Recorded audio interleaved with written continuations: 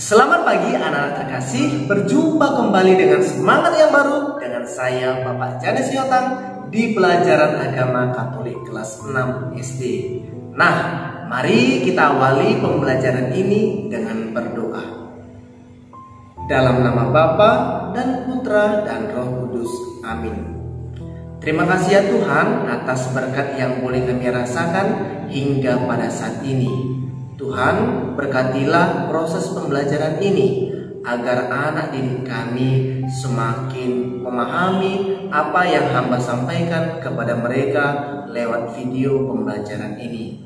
Kiranya juga ya Tuhan, Engkau mencurahkan rahmat Roh Kudus kepada anak didik kami agar mereka semakin hari semakin bertanggung jawab dalam melaksanakan tugas mereka sebagai anak didik. Kiranya juga ya Tuhan, Engkau memberkati orang tua anak didik kami. Kiranya Engkau memberikan mereka kesehatan, rezeki, dan perlindungan sehingga mereka dapat menjadi partner sekolah dan orang tua yang baik bagi anak didik kami. Inilah permohonan kami ya Bapa, demi Kristus Tuhan kami. Amin. Dalam nama Bapa dan Putra dan Roh Kudus. Amin.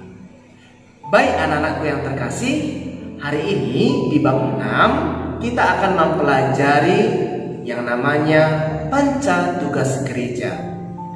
Kalau kita berbicara tentang kata panca, berarti 5, ya. Jadi ada 5 tugas gereja yang akan kita pelajari pada hari ini.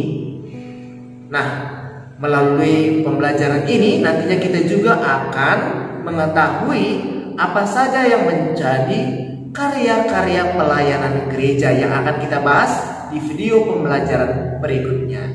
Oke, nah dengan mempelajari panca tugas gereja ini nantinya kita mampu menjelaskan arti gereja.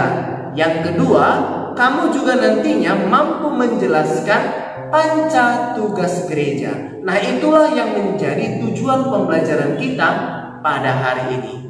Nah, anakku yang terkasih, apa artinya gereja? Gereja merupakan persekutuan umat beriman yang percaya kepada Kristus.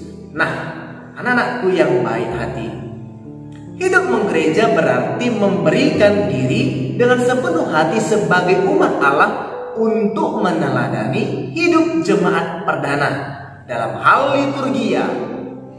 Dalam hal liturgia yang dimaksud itu ibadah dan doa, kemudian komunio, persekutuan, kemudian kerikma, pewartaan, diakonia, pelayanan, dan yang terakhir martiria yang merupakan kesaksian.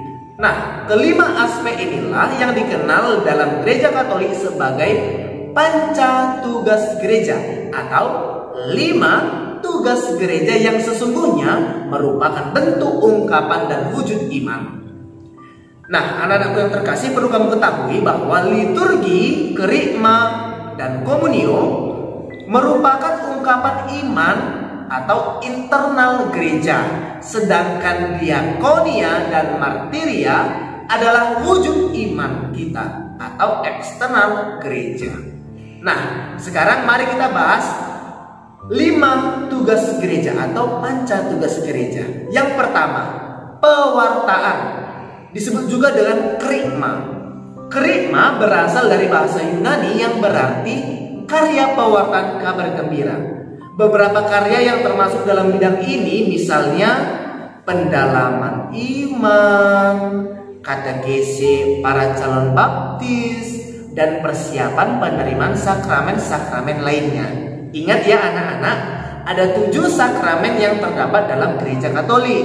Yang pertama itu sakramen baptis, tobat, ekaristi, krisma, perkawinan, imamat, dan pengurapan orang sakit. Dan yang perlu kamu ketahui juga, arti katekese merupakan pengajaran imannya.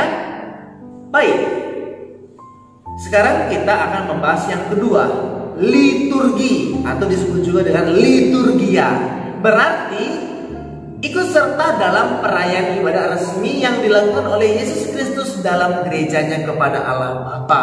Contoh peran kita dalam bidang ini diwujudkan dalam memimpin perayaan liturgis tertentu seperti memimpin ibadat sabda atau doa bersama. Kemudian menjadi lektor. Lektor ini membaca kitab suci. Kemudian menjadi pemazmur. Pemazmur artinya orang yang menyanyikan mazmur. Kemudian menjadi organis, pemain organ di gereja. Kemudian menjadi mesdinar.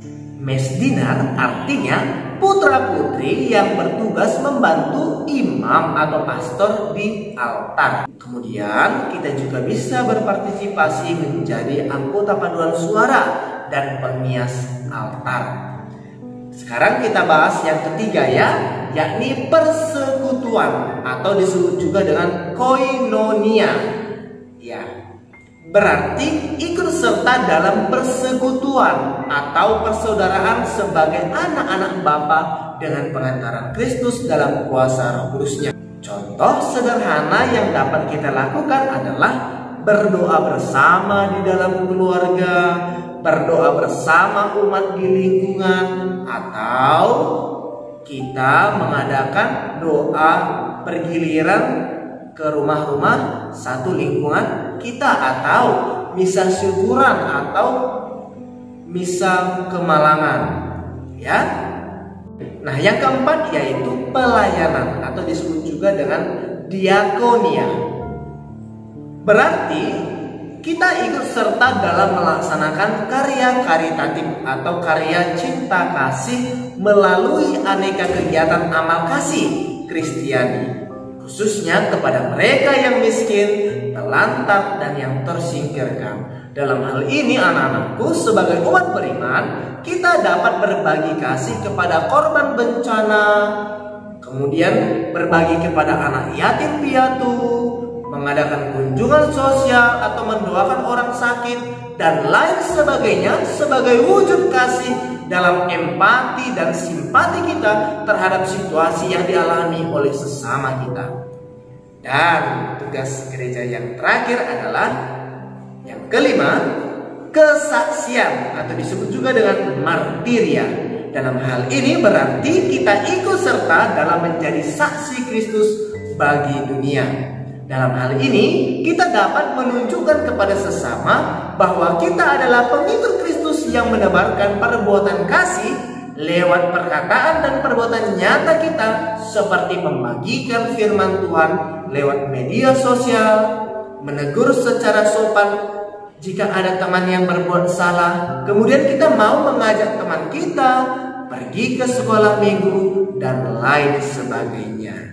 Nah, anak-anak yang terkasih, perlu kamu ketahui, simpati artinya perasaan peduli dan perhatian pada seseorang. Dibandingkan dengan rasa kasihan, simpati menyiratkan rasa yang lebih besar pada kebersamaan dengan keterlibatan pribadi yang lebih mendalam. Kemudian, empati adalah kemampuan untuk melihat situasi dari perspektif orang lain. Ini melibatkan sudut pandang, emosi, dan kesulitan yang dialami oleh seseorang. Dalam hal ini, kita bisa menempatkan diri pada posisi mereka dan merasakan apa yang mereka rasakan. Nah, anak-anakku yang terkasih, demikianlah pembelajaran kita pada hari ini. Kiranya dengan mempelajari pembelajaran pada hari ini, kita mengetahui arti gereja, kemudian kita mengetahui juga panca tugas gereja sebagai wujud kasih kita sebagai pengikut Kristus. Nah, mari kita akhiri pembelajaran ini dengan berdoa. Kita bersatu dalam doa dalam nama Bapa, Putra, dan Roh Kudus. Amin. Tuhan yang berbelas kasih, kami berterima kasih karena Engkau menyertai kami sepanjang pembelajaran yang telah kami laksanakan. Kiranya ya Tuhan, Engkau tetap membimbing kami sehingga kami semakin bertanggung jawab dan kami semakin menempatkan diri kami untuk hal-hal yang baik, sehingga tampaklah kami sebagai pengikut-Mu yang menebarkan kasih bagi sesama kami. Tuhan, inilah doa dan permohonan kami yang kami sampaikan kepadamu. Terpujilah Engkau ya Tuhan, kini dan sepanjang segala masa. Amin. Dalam nama Bapa, Putra, dan Roh Kudus. Amin. Nah, anak-anak yang terkasih, dengan demikian pembelajaran kita telah selesai. Bapak berharap kamu juga tetap mematuhi protokol kesehatan dan mengkonsumsi makanan dan minuman yang bergizi dan istirahat yang cukup. Oke, shalom. Sampai jumpa di video pembelajaran berikutnya. Bye-bye.